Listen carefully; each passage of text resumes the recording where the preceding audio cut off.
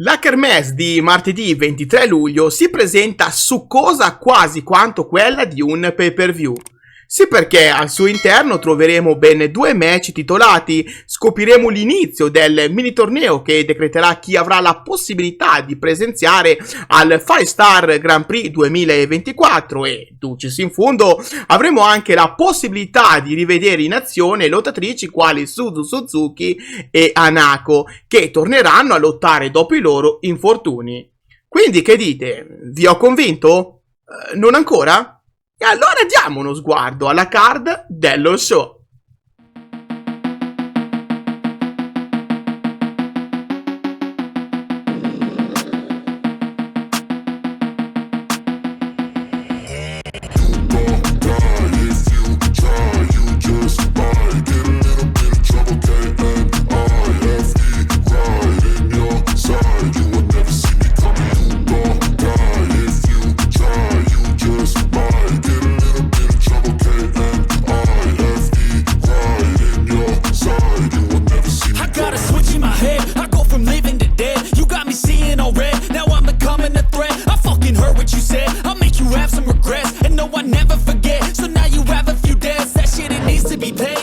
Come vi avevo accennato poc'anzi, questa schedule è certamente degna di nota perché avremo innanzitutto 4 match di qualificazione al 5-Star Grand Prix, dove Waka Tsukiyama affronterà Sayaka Kurara, mentre Yuna Mitsumori se la dovrà vedere contro Ruaka. Le vincitrici di questi match si scontreranno a Stardom Rendezvous per il vacante posto nel girone rinominato Red Stars A.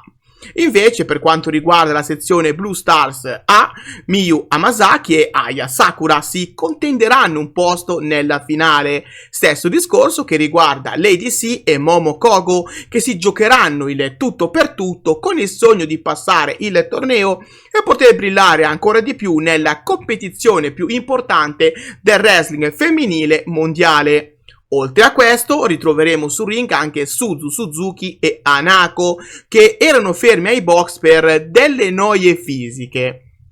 Entrambe si scontreranno in un 6 Women's Tag Team Match dove Hanako farà squadra ovviamente con Mina Shirakawa e Xena, mentre Suzu Suzuki avrà il piacere per la prima volta in assoluto di gareggiare al fianco di SLK e Azumi in un match molto interessante perché permetterà al nuovo gruppo di Starlight Kid di essere finalmente al completo e la curiosità sull'ufficializzazione della nuova unità con nome annesso è davvero alta. Credo quindi che al termine di questo match potremo saperne di più sul futuro di questa nuova stable e sui loro prossimi obiettivi. Detto ciò, il piatto forte dello show sono di certo i due match titolati che fanno parte dello spettacolo.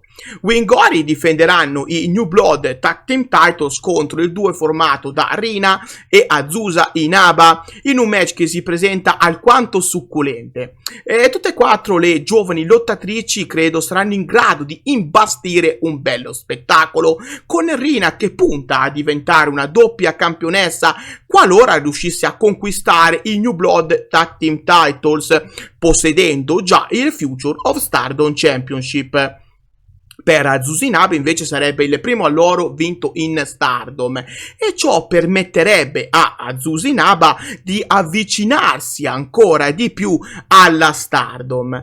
Wingori però non vuole di certo abdicare così facilmente, anche perché sia Anan che Saya Ida stanno scrivendo record importanti intorno a questi titoli e intorno a questa squadra. Ecco perché il mio pronostico va proprio in favore delle attuali campionesse, che credo rimarranno tali anche dopo la battaglia. Per quanto riguarda invece il match valevole per i Goddess of Stardom Titles, detenuti da Shuri e Konami, che dovranno battagliare con Momo Watanabe e Tekla. Qua il discorso è un po' più complicato del previsto, diciamo. Sì, perché da un lato sembra che Shuri e Konami abbiano già all'orizzonte le prossime avversarie, che a quanto pare potrebbero essere Maika e Saya Kamitani.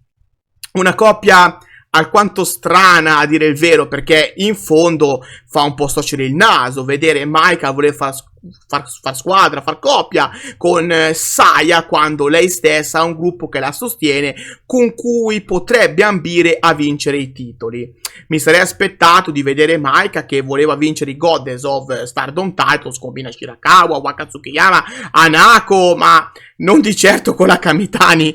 Sta di fatto che se noi andiamo a prendere spunto da tutto ciò, diremmo tranquillamente che Momo Watanabe e Thekla non vinceranno i titoli.